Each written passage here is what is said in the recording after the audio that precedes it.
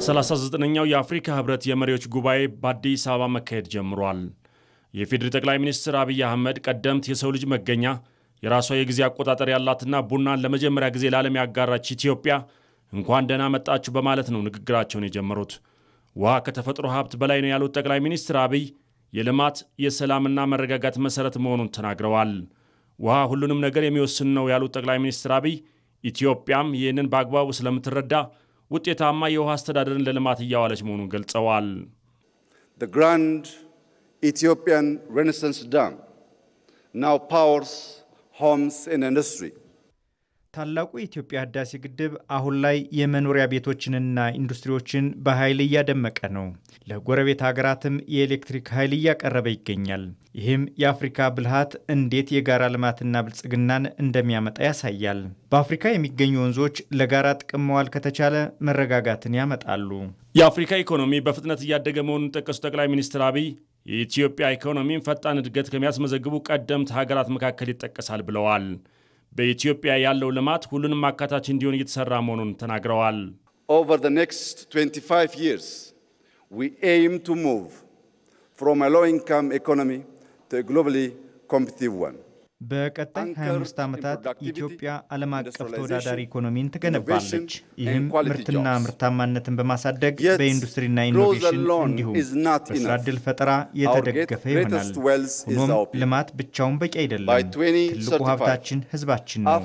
ስለሆነም የህዝብን ተጠቃሚነት ለማሳደግ እየሰራን ነው። በኢትዮጵያ ባለፉት ዓመታት የእናቶችና ህጻናትን ጤና እንዲሁም የህጻናትንና ታዳጊዎችን ትምህርት ሽፋን ማሳደግ ተችሏል።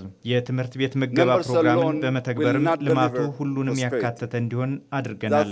ኢትዮጵያ አፍሪካን በማስተሳሰር ትልቅ ሚና እየተወጣች መሆኑን የገለጹት ጠቅላይ ሚኒስትር አብይ አፍሪካን ከተቀረው ዓለም ጋር ለማስተሳሰር ትልቅ አቅም የሚጨምር ቀዳሚ የአውሮፕላን ማረፊያ እየገነባች መሆኑን ገልጸዋል። በፍጥነት እያደገ ላለው የኢትዮጵያ ኢኮኖሚ የባህር በር በሰላማዊ መንገድ ማግኘት እንደሚያስፈልግ ጠቅላይ ሚኒስትር አብይ ተናግረዋል። Reliable access to the sea through peaceful cooperation is fundamental. የኢትዮጵያ ዘላቂ ልማት ብዝሃ ተደራሽነትን ይፈልጋል። ለዚህም ኢትዮጵያ በሰላማዊ ትብብር የባህር በር ያስፈልጋታል። ይህ ሲሆን ዘላቂ ኢኮኖሚ ልማትና በአፍሪካ ቀንድ መረጋጋትና ብልጽግናን ለማረጋገጥ ያስችላል። በኢትዮጵያ የከተሞችና ገጠር ሽግግርን እውን ለማድረግ የተሰራ መሆኑን የገለጹት ጠቅላይ ሚኒስትር አብይ ከተሞች አረንጓዴ፣ ሰው ተኮርና ዘላቂ በመደረግ ላይ ናቸው ብለዋል።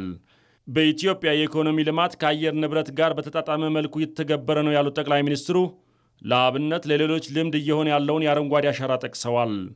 በአዲስ አበባ ተግባራዊ የተደረገው የወንዝ ዳርቻ ልማትም የውሃ አካላትን ወደ ነበሩበት በመመለስ ለዜጎች ተስማሚ ማድረጉን ተናግረዋል።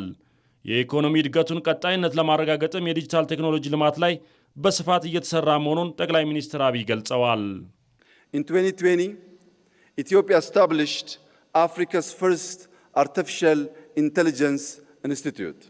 እንደ አውሮፓውያን አቆጣጠር በ2020 ኢትዮጵያ በአፍሪካ የመጀመሪያ የሆነውን የአርቲፊሻል ኢንተለጀንስ ተቋም አቋቁማለች። ይህንን መሰረት አድርገንና በኢትዮጵያ የመደመር ፍልስፍና ላይ ተመርኩዘን የመጀመሪያውን አርቲፊሻል ኢንተለጀንስ ዩኒቨርሲቲ እያቋቋምን ነው። ይህም ትርጉም ያለው የሰው ኃይል ልማት በመፍጠር በቴክኖሎጂ የተደገፈ ልማትን በአህጉሩ ያረጋግጣል። የዓለም ነባራዊ ሁኔታ በፍጥነት እየተለዋወጠ ባለበት በአሁኑ ሰዓት አፍሪካውያን ከህብረት በተጨማሪ ትርጉም ያለው ትብብር በመተግበር ጠንካራ አህጉርን እውን ማድረግ እንደሚገባ ጠቅላይ ሚኒስትር አብይ አስገንዝበዋል።